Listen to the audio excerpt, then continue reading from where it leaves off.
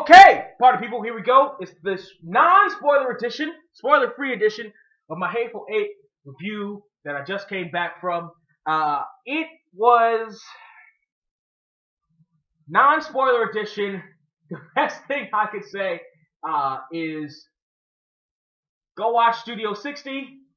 There is a proposed on the Sunset Strip, right? Another offering from my personal Lord and Savior, Aaron Sorkin. There is a proposed sketch on that series called Quentin Tarantino's Turkey Won't Die. Yeah. Yeah. The movie's about 2 hours, 45 minutes. 2 hours of that is the proposition for Turkey Won't Die. That's pretty much what we're doing here with the Hateful Eight. It is grotesque. It is bloody. If you are super sensitive, if you're one of the group of people that are dominating the internet and part of the culture right now, that are super sensitive to every little thing, right? Are you too left-wing? Are you too right-wing? Are you a feminist? Are you a safe space person? Are you, a trigger warning type person? Don't go see this movie. Don't go see that movie. Don't go see that movie. You've been fucking warned. It's Quentin Tarantino. For fuck's sake. If you are that goddamn sensitive, don't go watch that movie, for God's sake. The casting choices were good for the most part. I didn't feel like Michael Madsen fit that role. I feel like he was thrown in as a favor. But for the Michael Madsen fans, he was Michael Madsening the fuck out of it. Tim Roth was great. Kurt Russell was good. Jennifer Jason Leigh shone more near the end of the movie. At the beginning of the movie, she doesn't really get a chance to. Near the end of the movie, she really does. Sam L. Jackson is Sam L. Jackson it all over the fucking place. Like I said, Tim Roth. There's a 99-cent store, Rick Grimes, in this fucking movie. He does a palatable job in it. Channing Tatum is in it. That's not a spoiler, or it is until you get in there and the fucking credits roll and you see Channing Tatum's name, or you just IMDb that shit. Channing Tatum is in it. He will surprise you when he gets in it. There is a scene near the middle where you see how he enters this whole scenario that really, really, really changes the way you see Channing Tatum, I think, in this movie. And let's see. Yeah, overall, I'm not a huge Western genre fan. I'm not a huge fan of that era. I'm not a huge fan of movies generated in that era. But, there's some nice choices that are made here. And the new batch of those kinds of movies are getting a lot better at keeping my attention. This one does. I feel like it was probably 10 to 15 minutes too long. You'll see what 10 to 15 minutes I'm talking about. Not really spoiling anything. Overall, I feel like the performances were great. I feel like the performances were great. I feel like the scenes that really worked, and there were much more of those scenes than there were the kind of boring, slow scenes. And I do feel like it was 10 to 15 minutes too long, but seeing as how it drew me in when it did draw me in to a genre that I'm not a particular fan of in general, I give this movie $12.75 of my $15. $12.75 of my $15. And party people, don't think that just because I'm walking off camera that I'm abandoning you. No. What I'm doing is we're going to add a little something to this non-spoiler edition. We're going to go into the trailers that I saw at this movie. Let's see. The first one was Jane Got a Gun, another fucking Western trailer. It was a really well-produced trailer. Again, I'm not a huge fan of Westerns, but the trailer itself was really well-produced. I'm not even that big a fan of the cast members that they had involved, including Natalie Portman and something Edgerton or whatever the fuck. Like, I either don't know who the fuck they are, or I'm like, whatever. Like, take or leave. But the trailer itself looked really good, and I would give that trailer 12 out of my $15. 13 hours. This was a different trailer than I've seen before. It looks like a really good action flick, but again, my problem with this is that it's an action flick directed by Michael fucking Bay, based on real live events where real people died.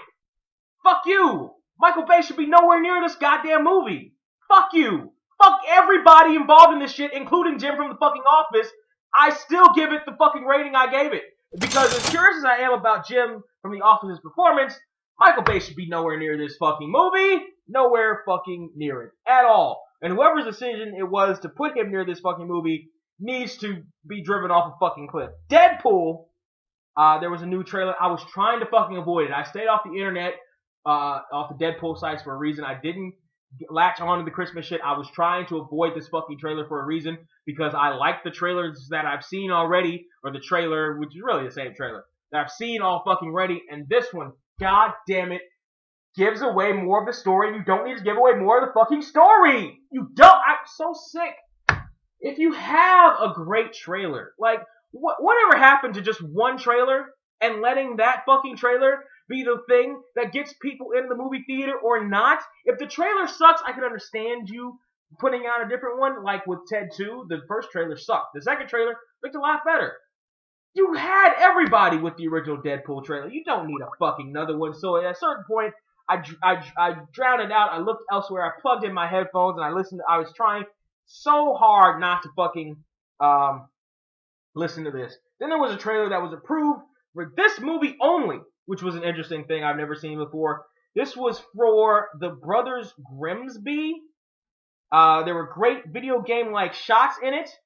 And then we got to Sacha Baron Cohen fucking the fat chick from Pitch Perfect. 5 out of my $15 because the video game shots look really good, and if those are in the movie, then fantastic. But you fucking lose me with Sacha Baron Cohen. No, why is he still a thing? Why is he still a thing? He was okay. He was all right before. Why is he still a fucking thing? Is he still getting points off fucking Borat? Fuck out of here. Nice Guys is another movie that had I forget who the fuck it had in it. Russell Crowe and Ryan Gosling in it, and it looks fun. It looks good. I like the look of it. It's very 70s style. Looks like a nice cop exploitation flick, just with white people, which was interesting. It looked good. It looked fun. I'd give it 13 out of $15. Then we go to Hail Caesar. I've seen this trailer before. I don't know if I've reviewed it, but I've seen it before. Nah. Whatever. It looks like another fucking Coen Brothers movie where you sit there and you're like, oh, this is all interesting. So you get to the end and nothing fucking matters. Nah, like, it doesn't fucking matter. Like, what was the other one? Burn After Reading? I watched Burn After Reading. I was like, oh, this should be good. And it was whatever. It just happened. It was one of those things that just happens. It's like, really? There's no point at all. It's just, and these are movies? Okay. Alright. I guess. Civil War. Captain America Civil War. 15 out of $15. Looks great. This is the first time I've seen this trailer, actually. I didn't deliberately avoid it, but I just never caught it. Oh, no, here's what happened. I was going to review it for the channel, but then everybody else did, and I just missed the boat on it. Like, you know, you kind of have to jump on these things sometimes, and that was one of these things that I didn't jump on, and I was caught up in a lot of other shit. Yeah, 15 out of $15. Looks great. Looks very accessible to us casual fans of the Marvel Universe because it's incredibly hard to try to catch up to that. Like, you have to have no time to do anything else but catch up on the fucking Marvel Universe. But it looks good. It looks accessible to the rest of us fans. And it kind of makes me want to go back and watch at least one of the other Captain America movies, which I was never really that interested in before. Like, it's not like the Thor movies where I saw the first one and was like, I don't want to see the second one. Captain America just kind of came and I was like, maybe I'll see it, maybe I won't.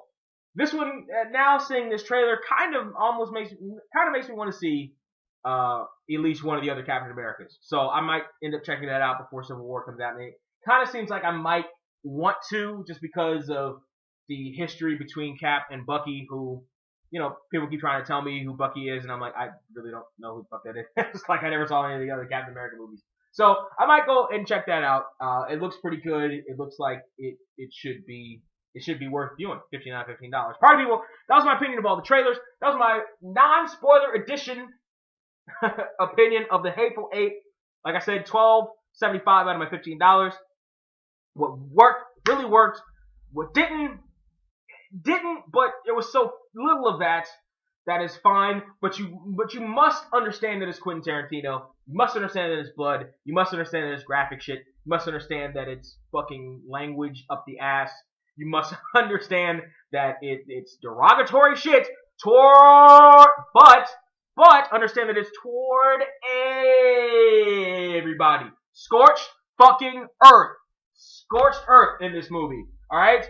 Everybody talks shit about everybody in this movie in the most derogatory way they fucking possibly can. Scorched the fuck earth. Alright? So, if you're like, oh, he's too racist.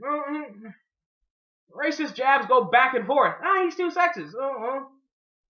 Everybody's talking shit about everybody in this movie, including the women. So you want equality, there you go. Jennifer Jason Leigh gets it just as bad as everybody else in this fucking movie does.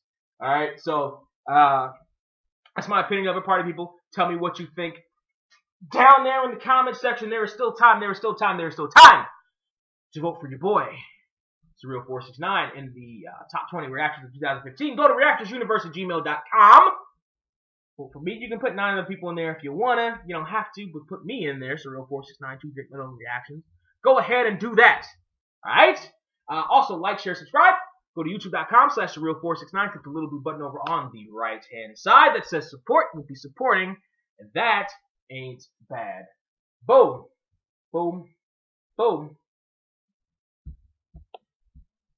Boom. Suplex City, Suplex City, bitch. Suplex City, Suplex City, bitch. Suplex City, Suplex City, bitch. Suplex City, Suplex City, bitch.